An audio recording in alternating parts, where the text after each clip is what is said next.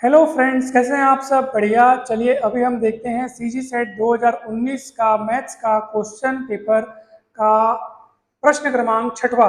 ठीक है, question paper का सेट ए है और प्रश्न क्रमांक छठवां है। बहुत ही जबरदस्त क्वेश्चन है। ऐसे क्वेश्चंस आने के, रिपीट होने के चांसेस हैं। ऐसे क्वेश्चंस पूछे जाते हैं, इसलिए आप इसको बहुत अच्छे से समझिए। क्वेश्चन है, which of the following integral या इंटीग्रल्स आर कन्वर्जेंट, यानी कि इनमें से एक या दो या तीन इंटीग्रल्स, कितने कितने कौन कौन से इंटीग्रल्स कन्वर्जेंट है, हमको चेक करना है। और ऑप्शन भी देखो किस तरह से दिया है। तीन इंटीग्रल्स दिए हैं, फिर ऑप्शन में लिखा है A only, C only, A and B only, A B and C तीनों। तो चेक करना पड़ेगा। तो चलिए चेक करते हैं। तो चेक करने के पहले आपको ये सब पता होना चाहिए कि इंटीग्रल कब कन्वर्जेंट कहलाता है, कब कन्वर्जेंट नहीं है कहलाता है, प्रॉपर इंटीग्रल्स क्या होते हैं, इम्प्रॉपर इंटीग्रल क्या होते हैं, ये सब आपको पता होना चाहिए। तो सबसे पहली बात तो आपको इनको देख के ही पता चल रहा होगा कि ये इम्प्रॉपर इंटीग्रल हैं। अब कैसे? आप देखो, तीनों में समाकलन की जो लिमिट है, ठीक है, तीनों में आप देखेंगे समाकलन की जो लिमिट है उसमें अनंत या माइनस अनंत का नामो निशान अगर आपको कहीं नजर आ रहा है तो समझ जाइए ये इम्प्रॉपर इंटीग्रल है। तो देख लो, यहाँ अनंत है, यहाँ माइनस अनंत है, माइनस अनंत है, अनंत है, तो तीनों इम्प्रॉपर इंटीग्रल हैं। आप इसको बहुत अच्छे से डिटेल में स्टडी कर सकते हैं। इम्प्रॉपर इंटीग्रल के भी दो प्रकार होते हैं, तीन प्रकार होते हैं। Improper integral of first kind, second kind, third kind, ये सब आप लोग पढ़िए। उसके बाद उनके कन्वर्जेंस की क्या क्या टेस्ट होती हैं, किस तरह से उनको जांच किया जाता है, पूरा डिटेल में स्टडी आप लोग अच्छे से देखिए। फिलहाल हम उस उतना डिटेल में तो नहीं जाएंगे, लेकिन हम इसको सॉल्व करने के लिए जो जो जरूरी बातें हैं वो आप सबको, मतलब वो पूरी बातें आपको बताएंगे। तो ध्यान दीजिए कि यहाँ पर जो तीनों इंटीग्रल्स हमको दिए हैं वो इम्प्रॉपर इंटीग्रल हैं। ठीक है, इम्प्रॉपर इंटीग्रल क्यों? कि हमको समाकलन की, देखो दो ऑप्शन हो सकते हैं। अगर मान लो समाकलन की निचली लिमिट या ऊपरी लिमिट या दोनों में से किसी एक में या दोनों में अगर आपको अनंत या माइनस अनंत जैसी कुछ चीज नजर आती है, किसी एक में भी या दोनों में अगर नजर आती है, तो आप समझ लीजिए कि वो improper integral of first kind है। कि समाकलन की लिमिट में गड़बड़ हो और अंदर का फंक्शन बाउंडेड हो। जो यहाँ पे फंक्शन जो लिखा है ना वो क्या हो, बाउंडेड हो। ठीक है, जैसे ये वाला सवाल, पहला वाला सवाल को देखो आप, ये improper integral of first kind है क्योंकि समाकलन की लिमिट में गड़बड़ है। गड़बड़ मतलब अनंत है, लेकिन अंदर के फंक्शन में कोई गड़बड़ नहीं है। इस तो improper integral of first kind हुआ। सेकंड काइंड में क्या होता है? जैसे मान लो इस इंटीग्रल पर आप विचार कीजिए।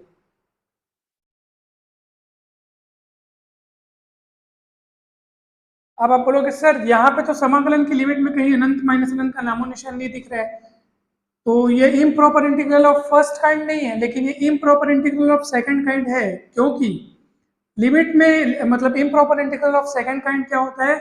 लिमिट जो है अपर निचला अपर दोनों लिमिट फाइनाइट हो, किंतु अंदर का फंक्शन जो है वो यहाँ से यहाँ तक के अंतराल में, यहाँ से यहाँ तक रेंज में किसी न किसी पॉइंट पर या एक या अधिक पॉइंट पर वो अनबाउंडेड हो। देखो ये वन पे गड़बड़ा जाएगा, वन अपॉन, यहाँ पे एक्स की जगह वन रखने की सोचो ना आप, तो वन माइनस वन क्या हो जाएगा? जीरो, और वन अपॉन जीरो मतलब अनंत, अनंत मतलब अनडिफाइंड हो जाएगा, मतलब कंटिन्यूस नहीं रह पाएगा, वो उसकी लिमिट अस्तित्व नहीं करेगी इस बिंदु पर।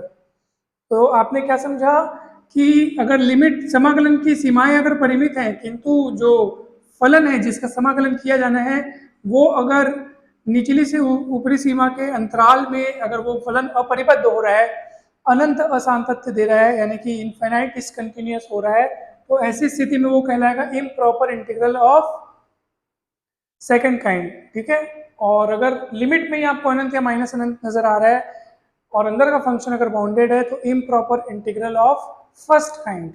और अगर ये दोनों दोनों प्रकार की गड़बड़ी अगर नजर आ रही है तो improper integral of third kind. जैसे अगर मान लो यही अगर अनंत हो जाता, तो बोलोगे वन से अनंत तक लिमिट है तो अनंत दिख गया, मतलब लिमिट में कहीं पर भी अनंत या माइनस अनंत दिख रहा है तो समझ जाओ इम्प्रॉपर इंटीग्रल फर्स्ट काइंड हो गया। और क्योंकि वन पर अंदर का फंक्शन अनबाउंडेड भी है तो ये सेकंड काइंड वाला भी गुण आ गया इसमें, तो ऐसी स्थिति में इसको बोलते हैं improper integral of third kind. ठीक है, तो ये आप बहुत अच्छे से समझिए, बहुत बढ़िया तरीके से आप इसको समझिए। और फिर चलिए अब अपन आगे बढ़ते हैं और इसको हम मिटाते हैं।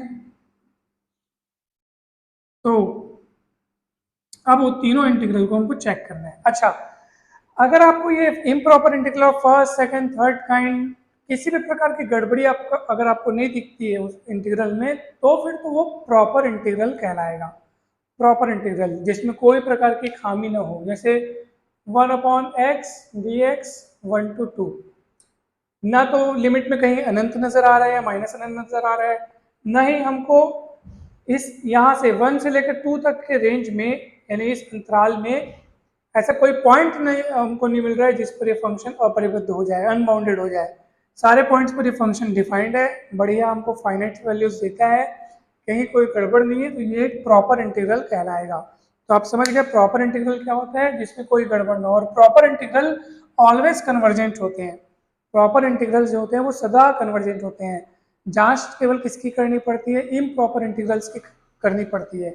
इम्प्रॉपर इंटीग्रल मतलब सदा कन्वर्जेंट नहीं होते, या यूं कहिए कि सदा डाइवर्जेंट भी नहीं होते, यानी कि वो कन्वर्जेंट हो भी सकते हैं नहीं भी हो सकते। कौन? Improper integrals. तो इसलिए उसकी जांच पड़ताल की जाती है।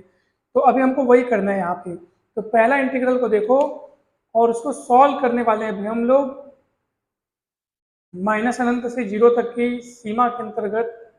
आप इसको सॉल्व करने जा रहे हैं, सभी दिल थाम के बैठिए, ध्यान से देखिएगा।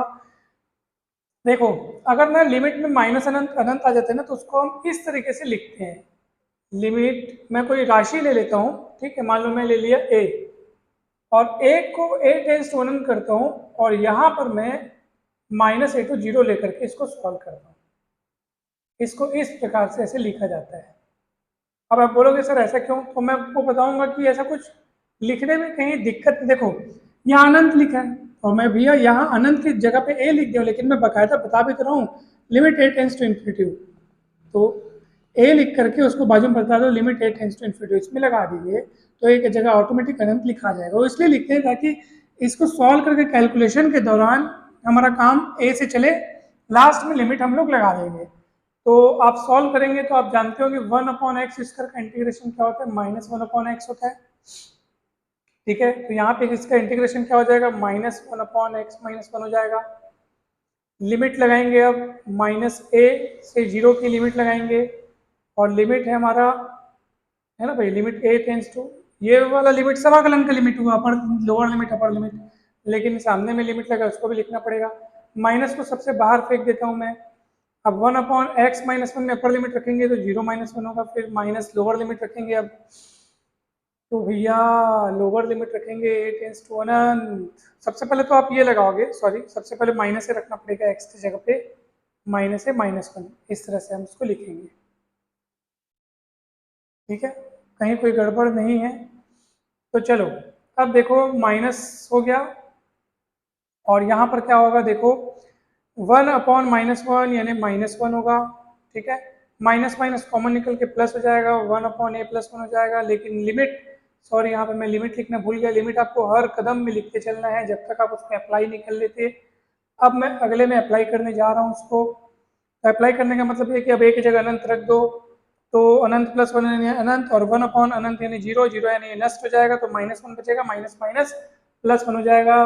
फाइनली आपके पास आंसर क्या आ रहा है, फाइनाइट आ रहा है। इसलिए ये इंटीग्रल हमारा क्या था, इंटीग्रल क्या है, ये इंटीग्रल हमारा कन्वर्जेंट है। तो इसको आप अच्छे से ध्यान रखिए, ये इंटीग्रल हमारा कन्वर्जेंट है। तो इसका मतलब ये है कि हमारे पास ए कन्वर्जेंट आ गया, तो ये ऑप्शन तो सबसे पहले गलत हो गया, क्योंकि इसमें सी ओनली बस लिखा है, सी ओनली नहीं भैया, ए भी कन्वर्जेंट है, दिख गया हमको। अब बी है कि सी, बी और सी में से कौन है कौन नहीं है, उस हिसाब से बाकी ऑप्शंस तय होंगे। इतना आपको समझ में आ गया, ये बता दो, ठीक है। तो कहीं भी कैलकुलेशन मिस्टेक हो तो आप अच्छे से देखिए, मुझे बताइए कहीं कहाँ कहाँ पे कैलकुलेशन मिस्टेक है। हाय राम राम राम राम राम। चलो, अब हम लोग बढ़ते हैं आगे की ओर, बढ़ते हैं अब हम लोग और देखते हैं कि आगे दूसरा जो इंटीग्रल है अब उसको चेक करते हैं, ठीक है। तो चलिए,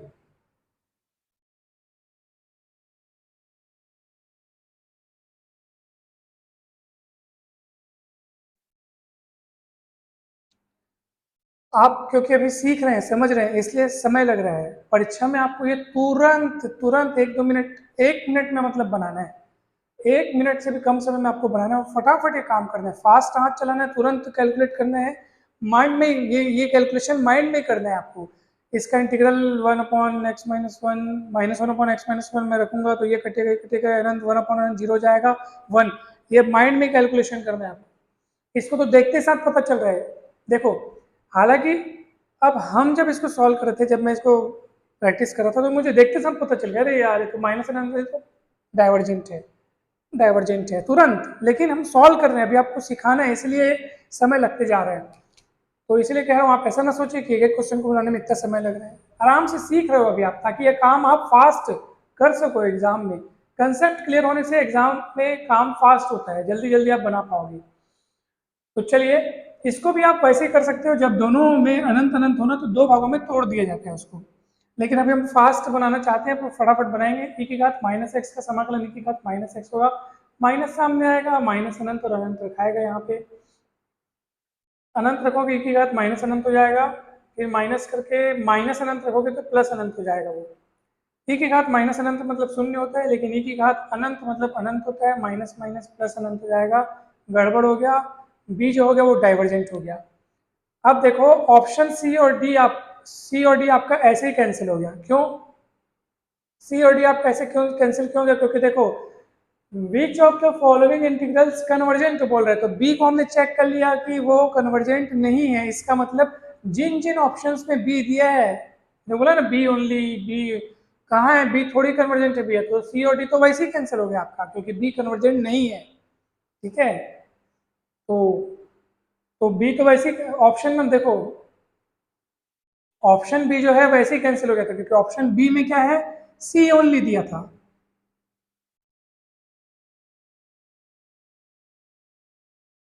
ठीक है, हाँ हाँ सॉरी, हाँ मैं भी कहा, तो ऑप्शन बी में क्या है, सी ओनली बस दिया है। तो सी ओनली को हमने कट क्यों किया था? सी ओनली बोलने का मतलब क्या है कि क्या ए और बी कन्वर्जेंट नहीं है क्या? जबकि हमने ए को चेक किया था, वो कन्वर्जेंट था, वो कन्वर्जेंट है, इसलिए हमने ऑप्शन बी को कट किया कि भैया सी ओनली नहीं हो सकता, ए भी तो कन्वर्जेंट है, ऐसा। ठीक है, तो उसके बाद हमने फिर बी को चेक किया, तो बी को चेक किया, तो बी को चेक करने के बाद वो डाइवर्जेंट मिला। इसलिए जिन जिन ऑप्शन में बी के नाम से ऐसा बोला है कि वो कन्वर्जेंट है, वो ऑप्शन गलत हो गए। तो 3 ऑप्शन तो ऐसे ही कट हो गए, तो इसको तो चेक करने की जरूरत ही नहीं पड़ी। आपका ऑप्शन ए ही सही है, यानी कि डेफिनेट तय है ये भी डाइवर्जेंट आएगा। आप यकीन नहीं है तो आप सॉल्व करके देख लो, आपकी तसल्ली के लिए मैं सॉल्व करके दिखा देता हूँ। 1 से अनंत है, आप देखो यहाँ पे नीचे में घात कितनी है, 3, और रूट मतलब आधा घात, मतलब 3/2 घात। तो नीचे 3/2 घात है, ऊपर 2 घात है। तो अगर ऊपर वाले को आप नीचे लाओगे तो यहाँ पे बचेगा x की घात में माइनस आधा। ठीक, 3/2 में से 2 जाएगा, 1.5 में से 2 जाएगा, तो माइनस आधा बचेगा। अब आप तुलना कर लो, ये सूत्र आप पढ़े होगे, a से अनंत dx/xn whereas greater than 0। ये समाकलन कन्वर्जेंट होता है n ग्रेटर देन 1 के लिए, और डाइवर्जेंट होता है n less than equal to 1 के लिए। तो ये माइनस हाफ जो है 1 से छोटा है, इसलिए डाइवर्जेंट होगा। कितना सरल सा इसका हिसाब किताब है, आप देख लीजिए, इतना सरल तरीके से ये बन गया।